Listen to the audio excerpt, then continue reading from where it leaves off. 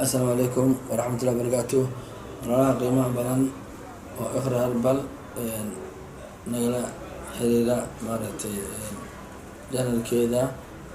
آدم ومهد عليا سيدا قيمة بدن ولا سعران عشرة وحيابها مارتي عذرة كهلينو جعلنا برشدينا وفائدينو ما أنت waxaan ka hadli doonaa haddii alla cudurka la yiraahdo cirqu nisaa Soomaalina aad ay u taqaano geystaan. Cudurkaas waa cudur maaragtay rag iyo dumarba ku dhaca waxaana qabtaa sinta ay xanuunkaasi ka bilaabmaa aad uu xanuun badan yahay hoos ayuu u dhaadhacaa ilaa uu ka tago ciribta xanuunka kor ka soo bilowdo hoos ayuu u degayaa muddo soo u socdo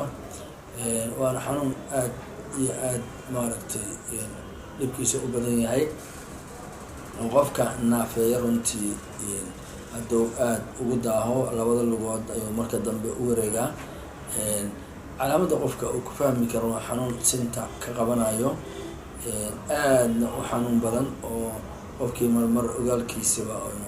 taga laga yaabo marmarna uu soo noqdo xanuunkiisa u socdo hoos ayuu tagayaa qofkaasi markuu xanuunka qabto aad uu dhibkaas ugu geysanaya laakiin markuu xanuun ka yar yahay socodkiisa waa yar yahay markuu bilaaga ku yahay laakiin markii aad ugu sii dheeraado talaabsiga xataa oo dhulka wax yaalo ma ka talaabsan karo oo dhulka inuu dhul ku jiido ay maaragtay noqonaysaa hadduu xanuunka muddo sii batana lugta bidixda ayuu u wareegayaa ilaa qofka uu ka noqdo qof maaragtay naafo ah oo maaragtay socodku aan karin ayuu maaragtay ku imaanayaa xanuunkiisana aad iyo aad ay u badan yahay cudurkaasi waa cudur runtii xilliyo hore maaragtay soo bilowday muddo dheerna maaragtay jira siyaalo kala duwan ayaa maaragtay runtii loo daaweeyaa laakiin dadka qaarkood wuxuu u ekaadaa ama u egyahay cudurkan hore uga soo hadalnay oo galaha ahaa maadaama sinta dhar meesha iska galaan xanuunkaas qabanayo ilaa lugta hoose ciribta uu tagayay ay marka dadka ay ku khaldaan ay u maleeyaan laakiin waa ka duwan yahayo waa ka xanuun badan yahay maaragtay lugtana maaragtay kan galaha waa socon kariyaa qofka waana talaabsan kariyaa laakiin xanuunka waa iska haya laakiin midkan wuxuu gaarsiinayaa heer uusan talaabsan karin oo hadduu aad ugu darnaadana labada lugood saameeyo oo qofkii uu noqdo qof naafo ah oo jiifo haddii ilaahay subxaanahu watacaala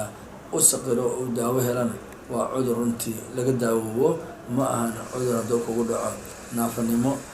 oo abida maaragtay keenaya maaha laakiin intuu qofka hayo ayuu saas ka dhigayaa socodkii uu u diidayaa xanuunkiisana aad ayuu u badan yahay uu uga badan yahay maaragtay xanuunada kale marka intaas ayaan maanta tusaale uga siinayaa cudurka